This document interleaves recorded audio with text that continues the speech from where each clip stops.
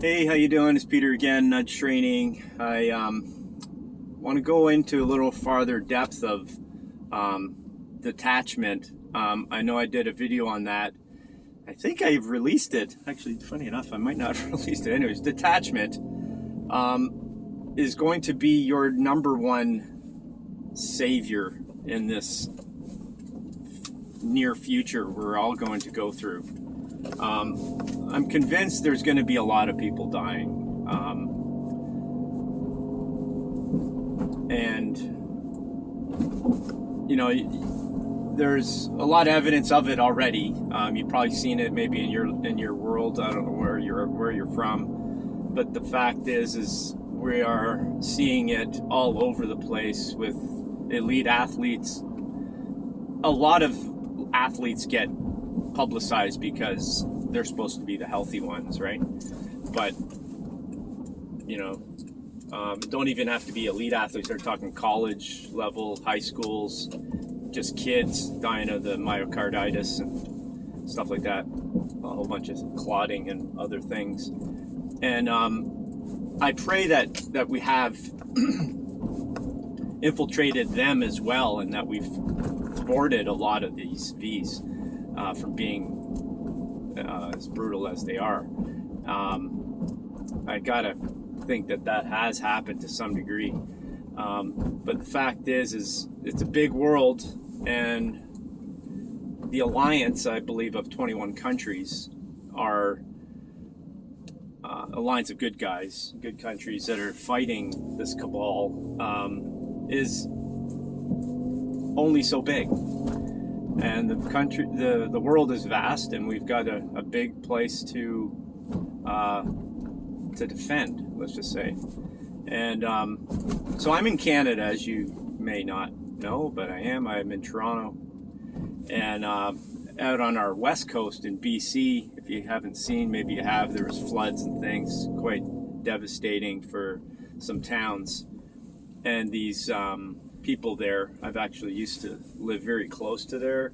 I traveled around and lived in the Okanagan Valley, which is where a lot of this is happening, these floods. And I remember being back there, and it was kind of an interesting time for me for so many reasons. I traveled around the world to see various places. I believe from my soul's guidance to be there to learn things for this time period. Anyways, I learned quite a few things. My spiritual awakening as a grand thing happened in Vernon, BC. But my point today is really to say that your understanding of this planet, or what you know, is from your experience in your life, and that life experience has led you to this point and has provided you a step-by-step action of events and circumstances that have brought you to this moment. I don't doubt at all that all of you who listen to this video have some synchronistic events that have led you to this moment that you can look back upon and look at for wisdom and insights to the present moment. And so I'm bringing up these floods in BC because I used to live out there, and I found that in that one town that the flooding is extensive. I think the whole town is flooded right out. It starts with an M. I just can't think of it right now. I want to say Milton, but it's not. But I remember that area being really weird. And I also know that close by there are Indian reserves and things like that. And so when you start to piece a lot of these things together, you start to realize that a lot of the dark stuff happens to very impoverished people.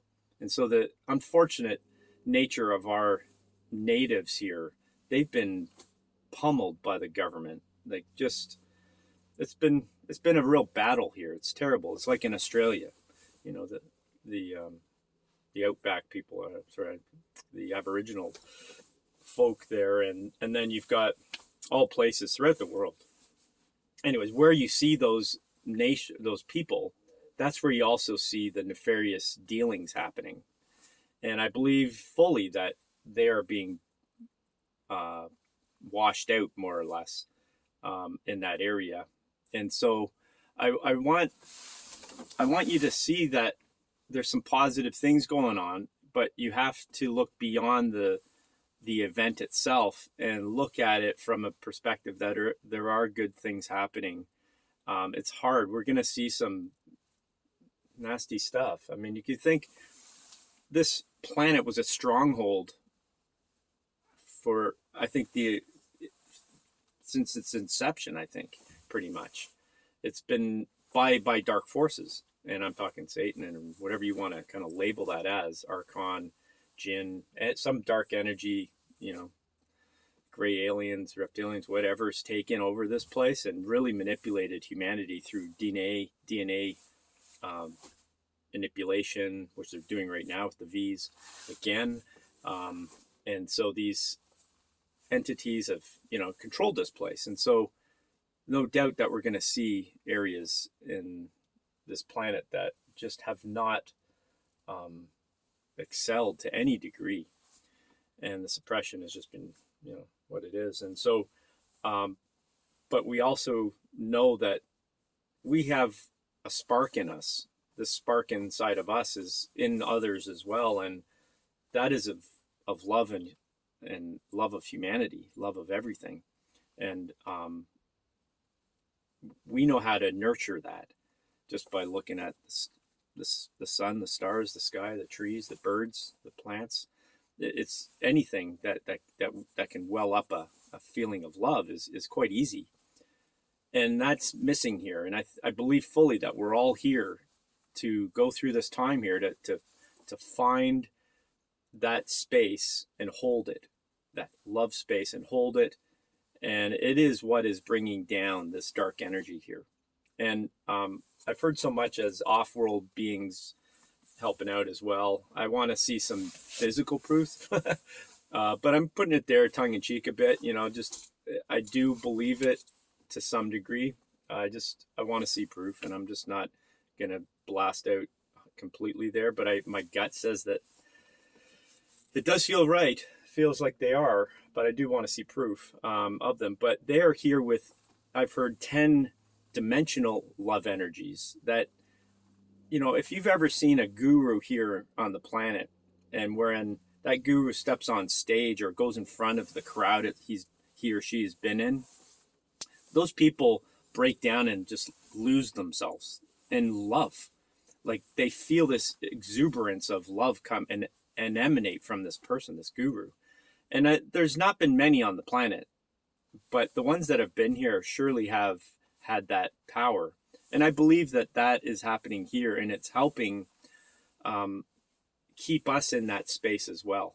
And it comes through experience and all these things that I said at the beginning here. That's why I'm talking about it that way, is that our whole experience is leading us up to this point where we are these loving beings that are going to express this in a constant way without any negative. But we, as humans, have been brought up with this negativity and the learning and the thinking process, and it's going to take some time to release that from our being and be nothing but unconditionally loving. And it's very, very difficult. I've done it I've attempted to do it all since I went to, I'd say probably since that time back in BC. So that was about 31 years ago. I'm an old bugger, but at that time I was seeing people that were expressing this vast love, and it was foreign to me.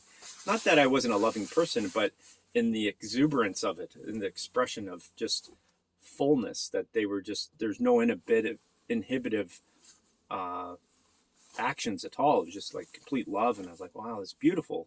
And I wanted to have that. And I've had very many moments of that in my life since. But it doesn't stay around. I'm triggered by this outside world, and I think we all are. But it's being able to hold that. So my point is that these beings that are here helping us can hold that all the time. They're not thwarted at all. They're not shaken at all by it.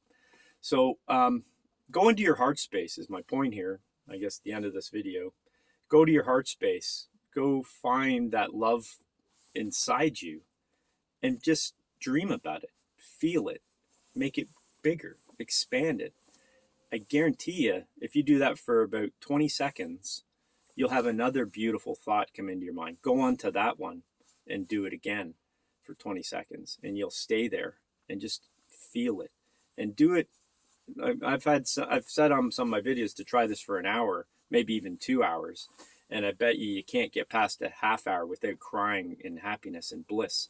It's an amazing exercise, but we all need this right now. We all need to be there. We all need to express this emotion to the world and raise up the consciousness of this planet. Okay, love you guys. Hope this helps you. Take care. Bye.